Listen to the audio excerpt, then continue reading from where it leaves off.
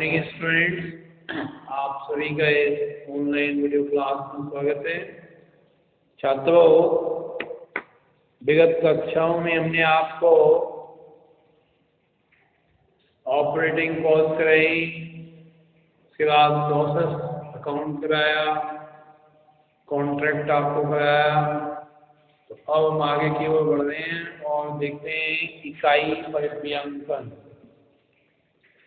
ठीक है छात्रों, इकाई परिव्यंजन ये परीक्षा में इसके प्रश्न भी आते हैं, पूरा एक यूनिट में भी घिरा हुआ है।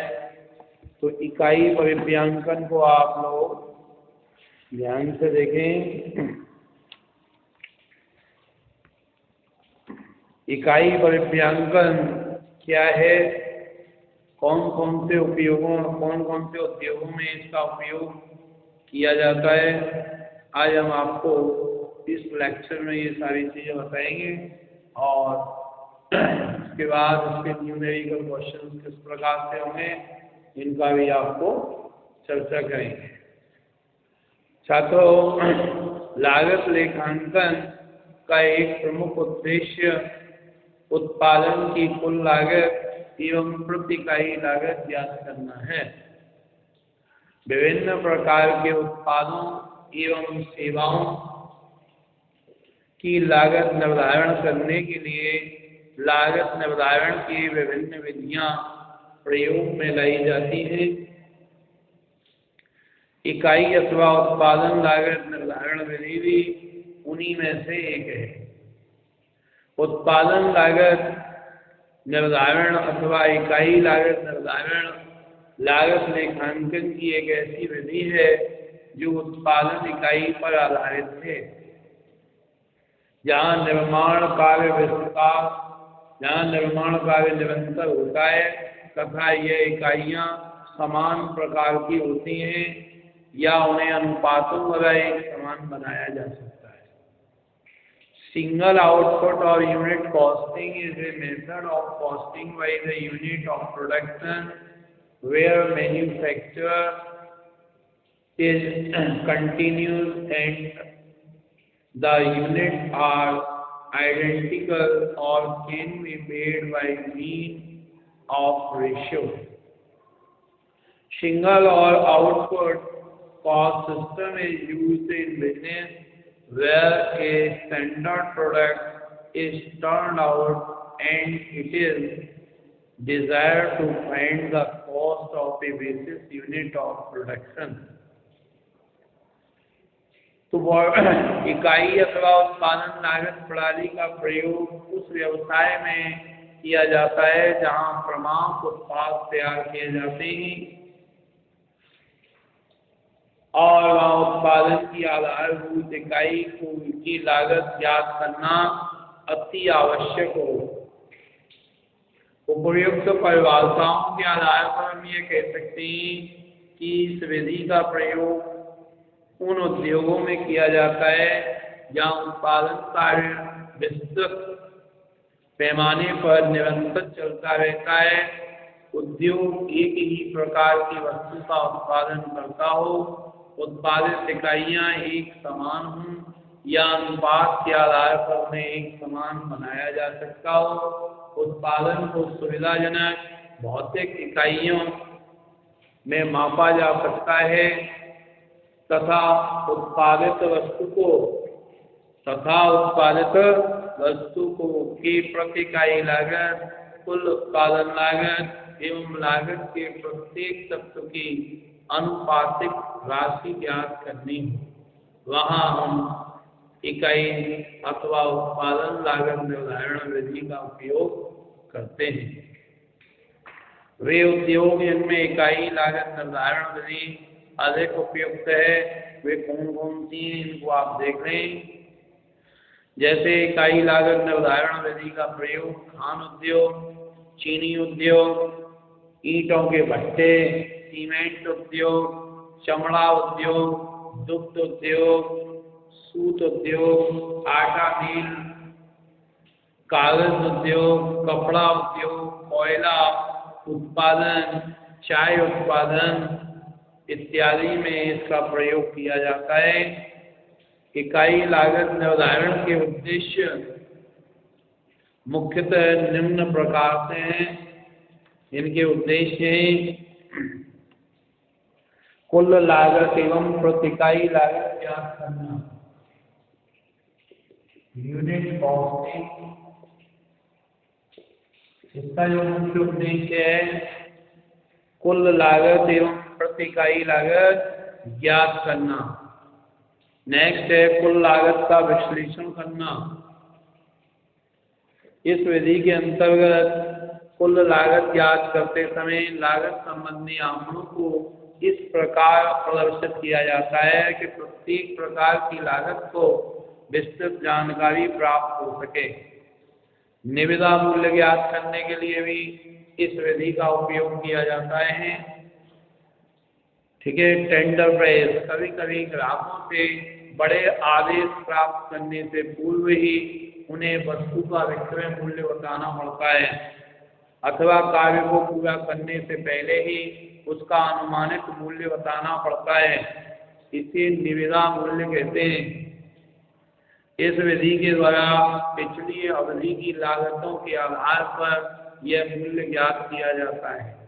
विक्रय मूल्य ज्ञात करने के लिए भी इकाई लागत ज्ञात करना अति आवश्यक है। लागत के प्रत्येक तत्व का कुल लागत से प्रतिशत ज्ञात करने के लिए इस विधि का उपयोग किया जाता है।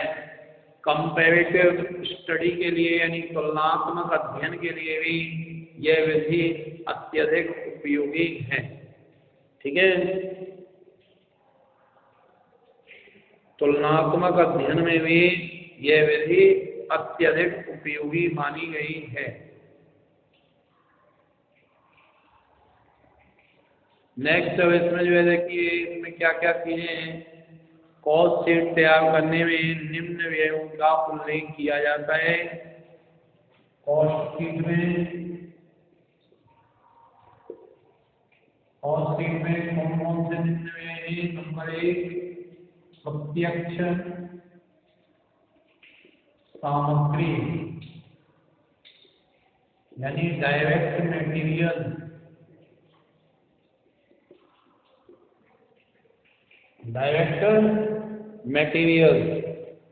डायरेक्ट मटेरियल में हम रॉ मटेरियल कंज्यूम्ड निकालना है। कैसे निकालेंगे रॉ मटेरियल कंज्यूम्ड निकालने के लिए opening stock of raw material,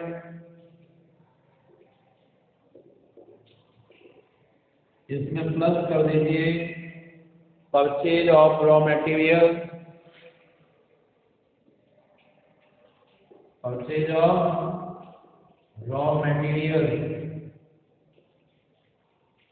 ठीक है। और इसमें से कैरेज वगैरह है उसको भी ऐड कर देंगे। कैरेज ऑफ रॉ मटेरियल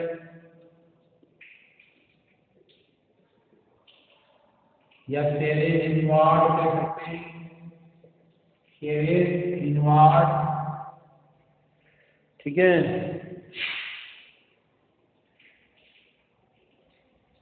और इसमें से लेस कर दीजिए closing stock of raw material. क्या आ जाता है रॉ मटेरियल कंज्यूम्ड निकल जाता है। ठीक है छात्रों, इस प्रकार से रॉ मटेरियल कंज्यूम्ड हम निकाल सकते हैं। ये यहाँ नीचे रख देते हैं, तो स्पष्ट आप देख रहे हैं ये कैसे निकाला गया है।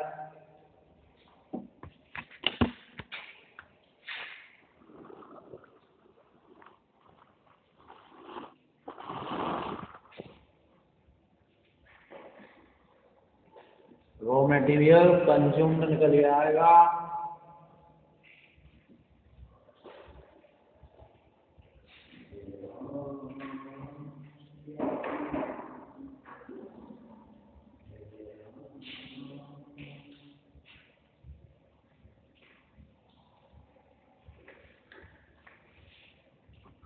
रॉ मटेरियल कंज्यूम्ड जब निकल आएगा,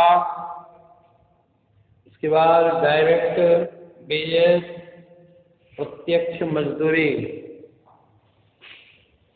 पहली चीज तो ये हो जाती है।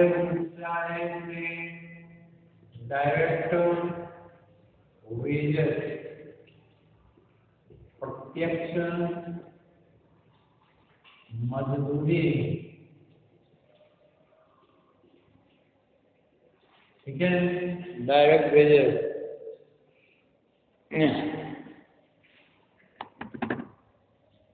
प्रत्यक्ष व्यय के बाद प्रत्यक्ष व्ययों का जो वर्णन किया जाता है, प्रत्यक्ष व्यय, ये इसके जो है मुख्य बिंदु हैं। अब इकाई लागत ज्ञात करने की विधियां, इकाई लागत ज्ञात करने की निम्न विधियां हैं।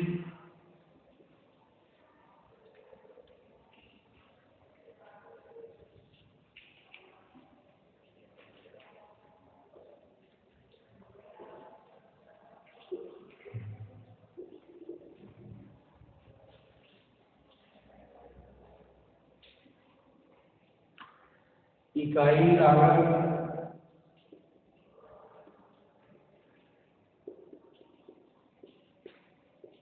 ज्ञात करने की विधियां कौन कौन सी विधियां हैं वो देख लें। यूनिट, इकाई लागत किस प्रकार से ज्ञात करेंगे। नंबर 1, लागत पत्र,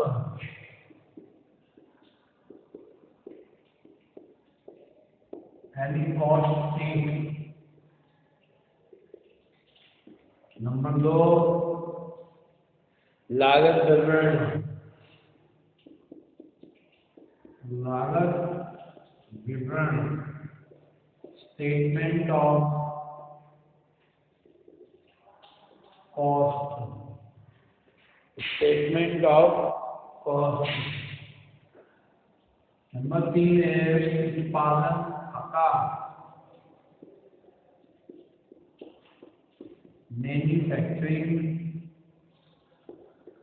मैन्युफैक्चरिंग काउंट,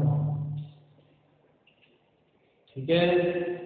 ये हम 3 विधि से जो है इकाई लागत ज्ञात कर सकते हैं। इन 3 विधियों से हम इकाई लागत ज्ञात करेंगे। पहला बताया था हमने आपको लागत पत्र, यानी कॉस्ट शीट, ठीक है। लागत पत्र किसी वस्तु के उत्पादन से संबंधित सभी प्रकार के व्ययों का एक ऐसा विवरण है जो कि उत्पादन की कुल लागत, प्रति इकाई लागत एवं उत्पादन मात्रा की जानकारी देता है। लागत पत्र की अनेकों परिभाषाएं अनेकों विद्वानों के द्वारा दी गई हैं। कुछ परिभाषाएं ये हैं। CIMA लंदन के अनुसार लागत पत्र एक ऐसा प्रलेख है या सूची है जो किसी लागत केंद्र या लागत इकाई के संबंध में अनुमानित विस्तृत लागत का संग्रहण प्रस्तुत करता है। वेल्डन के अनुसार लागत पत्र प्रबंधकों के लिए तैयार किए जाते हैं और इसलिए उनमें उन सभी आवश्यक विवरणों को सम्मिलित किया जाना चाहिए जो प्रबंधकों को उत्पादन की कार्य क्षमता जांचने में सहायक सिद्ध हों। लागत विवरण, जब किसी उत्पाद की प्रत्येक मद की प्रति इकाई लागत ज्ञात करना आवश्यक न हो तो कुल लागत व लाभ हानि ज्ञात करने के लिए बनाया गया विवरण पत्र लागत पत्र कहलाता है। लागत पत्र तथा लागत विवरण दोनों ही समान सिद्धांतों पर बनाए जाते हैं। सामान्यतः लागत विवरण अनुमानित लागत व निविदा मूल्य ज्ञात करने हेतु बनाए जाते हैं। लागत पत्र और लागत विवरण में मुख्यतः अंतर निम्न है। लागत पत्र में उत्पाद की कुल मात्रा, कुल लागत, प्रति इकाई लागत दर्शाई जाती है, जबकि लागत विवरण में केवल कुल लागत को ही दर्शाया जाता है। दोनों में अंतर को समझ लीजिए। कई बार एग्जाम में ये पुट ऑफ हो जाता है क्वेश्चन कि दोनों में अंतर क्या है। लागत पत्र उत्पादन की मात्रा दी हुई होने पर ही बनाया जाता है, क्योंकि इसमें लागत के प्रत्येक मद की प्रति इकाई लागत ज्ञात करनी होती है, जबकि लागत विवरण उत्पादन की मात्रा न दिए होने पर भी बनाया जा सकता है। लागत पत्र में दो अवधियों व दो उत्पादों को प्रति इकाई लागत का तुलनात्मक अध्ययन किया जा सकता है, जबकि लागत विवरण द्वारा तुलनात्मक अध्ययन नहीं किया जा सकता है। सामान्यतः लागत पत्र में लाभ नहीं दिखाया जाता है, जबकि लागत विवरण में लागत के साथ साथ विक्रय मूल्य दिखाकर लाभ भी दर्शाया जाता है। लागत पत्र सामान्यतः एक निश्चित अवधि में उत्पादित की गई इकाई की वास्तविक लागत ज्ञात करने के लिए बनाया जाता है, जबकि लागत विवरण भावी अवधि में अनुमानित लागत व निविदा मूल्य के निर्धारण हेतु बनाया जाता है। लागत पत्र दो प्रारूप में बनाया जाता है, सामान्य लागत पत्र एवं विस्तृत लागत पत्र। ठीक है। सामान्य लागत पत्र का जो प्रारूप है उसको आप देख लीजिए। विस्तृत को आप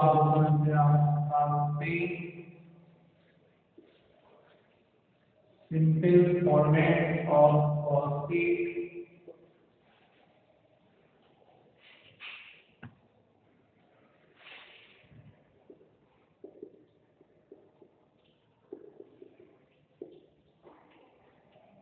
simple format of costing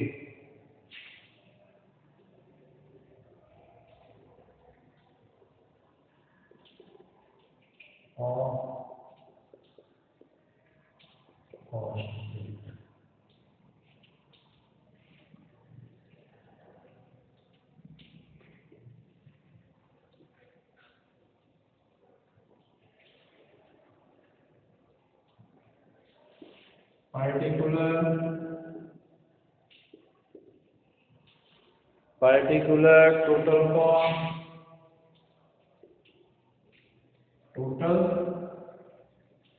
cost per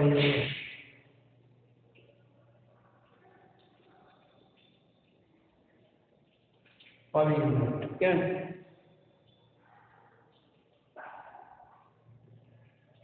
direct material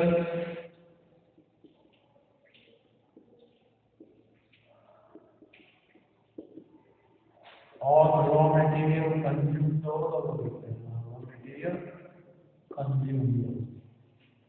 ठीक है।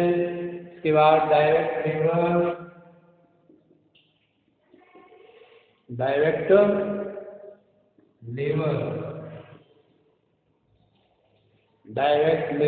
और वेजेस लेबर का पूरी वाली डायरेक्ट लेबर ही कहलाएगा।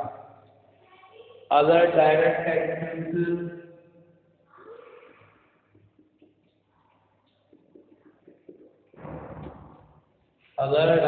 एक्सपेंसेस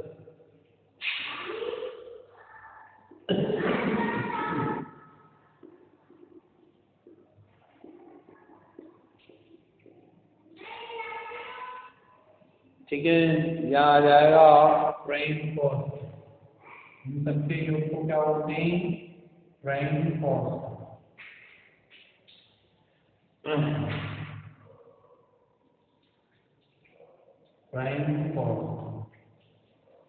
प्राइम कॉस्ट हो गया। इसके बाद ऐड कर लीजिए इसमें फैक्ट्री कॉस्ट, फैक्ट्री ओवरहेड, और बल्क ओवरहेड, बल्क ओवरहेड के नाम से भी आ सकता है। इनको जोड़ने पर प्राप्त होगा, क्या प्राप्त होगा, उसको बोलेंगे बल्क कॉस्ट या फैक्ट्री कॉस्ट।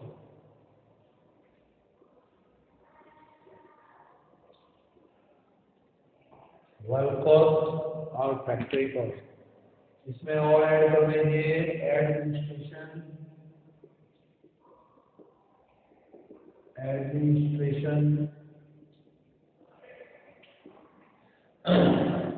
एडमिनिस्ट्रेशन ओवरहेड और ऑफिस ओवरहेड भी कहा जा सकता है इनको।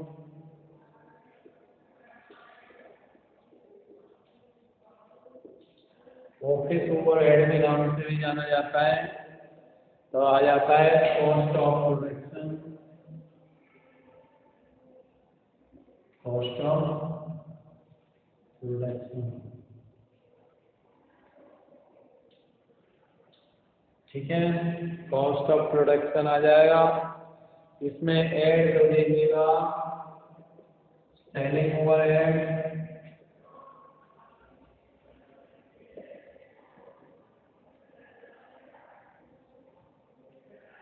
सेलिंग ओवरहेड या डिस्ट्रीब्यूशन ओवरहेड।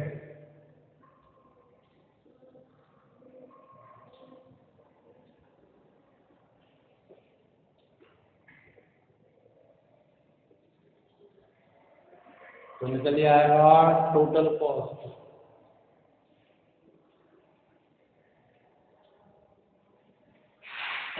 यहाँ जोड़ दीजिए प्रॉफिट, प्रॉफिट जोड़ने के बाद क्या जाएगा, सेलिंग प्राइस, सेलिंग प्राइस।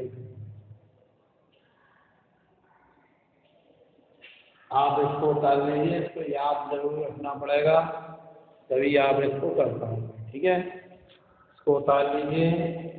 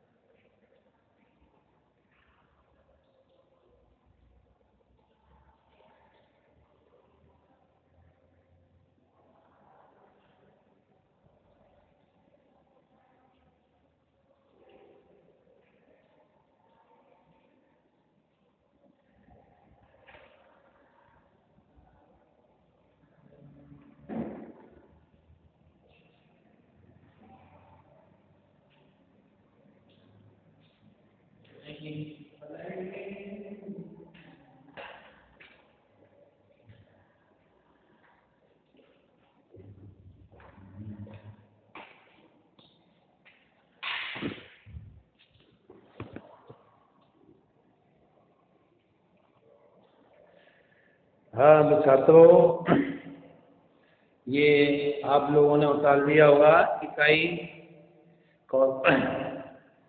परिव्यांजन के लिए कौशिक एक इसका बृहद रूप है जिसमें सारी चीजों को खोल करके समझाया गया है। ये है बुक 9.5 पर दिया हुआ है। इसका फॉर्मेट आप देख सकते हैं। ये अलग से जो है ये पूरा कॉस्ट जो है ये अलग से दे रखी है, आप इनको उतार लें।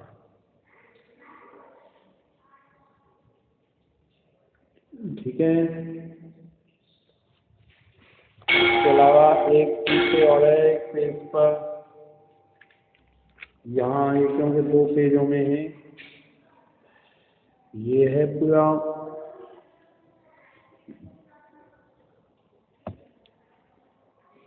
ये आपको यहाँ तक करना होगा।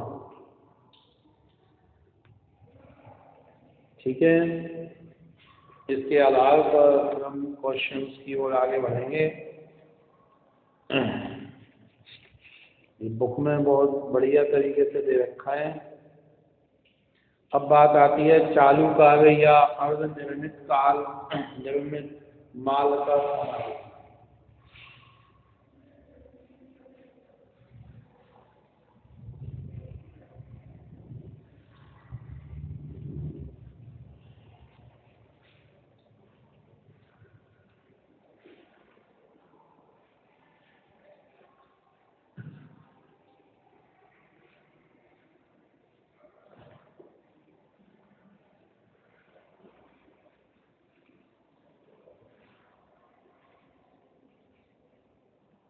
चालू कार्य या अर्ध निर्मित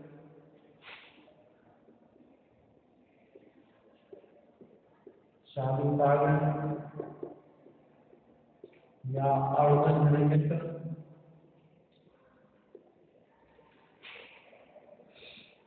माल का समय।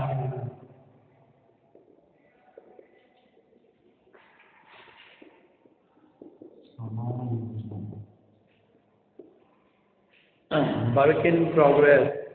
चालू कार्य से तात्पर्य उन इकाइयों से है जो अभी तक पूर्ण नहीं हुई हैं, किंतु जिन पर कुछ कार्य किया जा चुका है, अर्थात जो निर्माण की प्रक्रिया में ही कुछ बन गई हैं, कुछ अपूर्ण है। उत्पादित माल की लागत ज्ञात करते समय चालू कार्य के स्टॉक का मूल्यांकन एवं समायोजन अति आवश्यक है। अर्ध निर्मित माल का कारखाना लागत पर मूल्यांकन करना चाहिए। अर्ध निर्मित माल का अर्ध निर्मित माल का कारखाना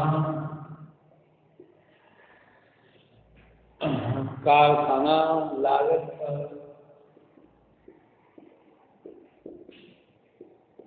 मूल्यांकन करना चाहिए। ठीक है। दूसरा, अर्ध निर्मित माल का मूल लागत हमारे हो बैठो। यही लिए रोका था कि नहीं तो मैं 10 तक मैं रोक सके, 11 तक में कोई नहीं होगा, 11 में कोई होगा ही ना। कौन ना बोल लेता भी कौन गाऊंगा।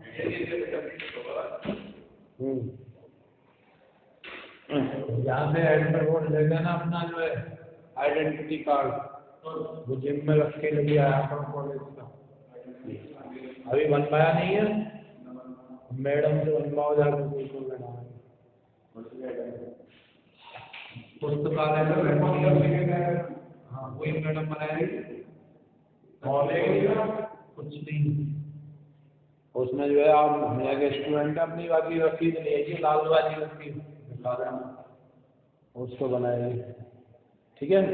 इससे ये है कि आप कहीं भी आए तुरंत आप दिखाओ एंट्री, क्योंकि बाहर के आउटर आ जाते हैं तो आउटर आकर के जो है वो मतलब कर जाए।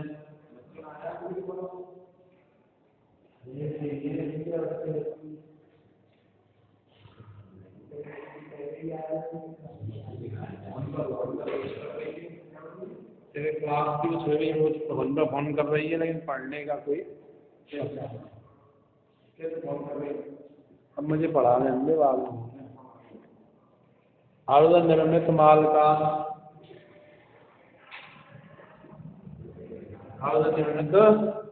माल का मूल लागत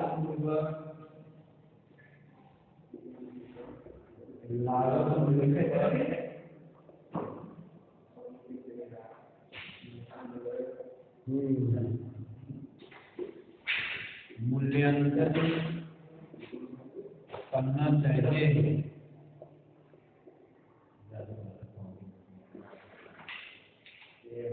number 3,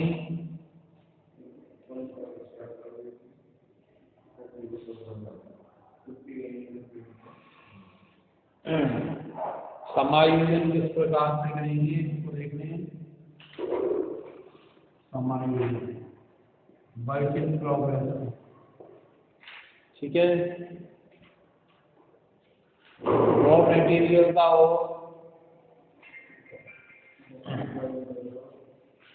opening stock of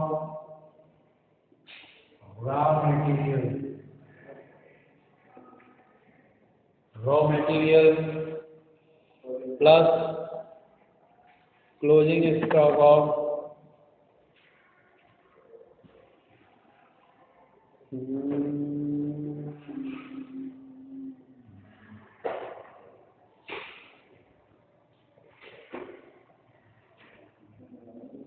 plus कर देंगे परचेज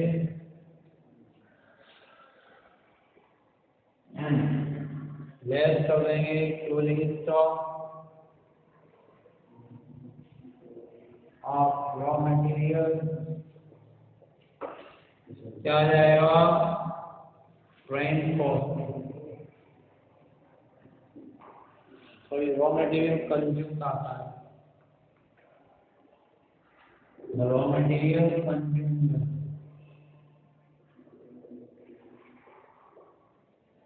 प्लस कर देंगे इसमें वेरिएंस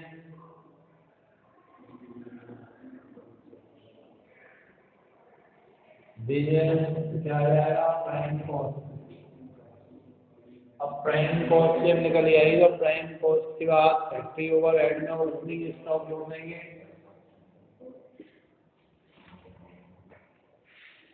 प्राइम कॉस्ट में ओवरहेड फैक्ट्री ओवरहेड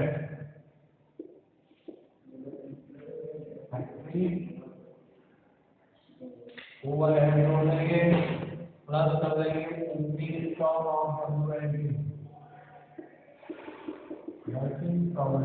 लेस कर देंगे क्लोजिंग स्टॉक ऑफ WIP।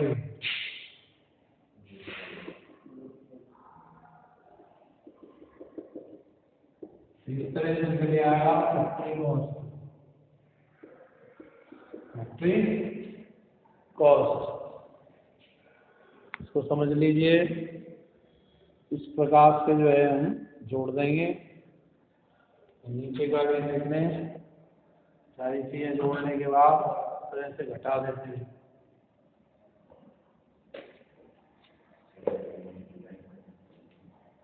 आज नया अकाउंटेंसी ये तो होते बाकी के ठीक है।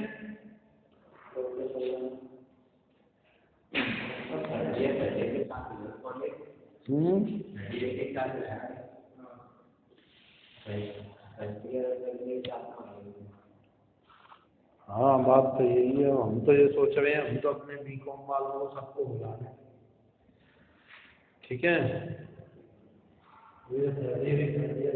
बीकॉम वालों को सबको बुलाने का प्रयास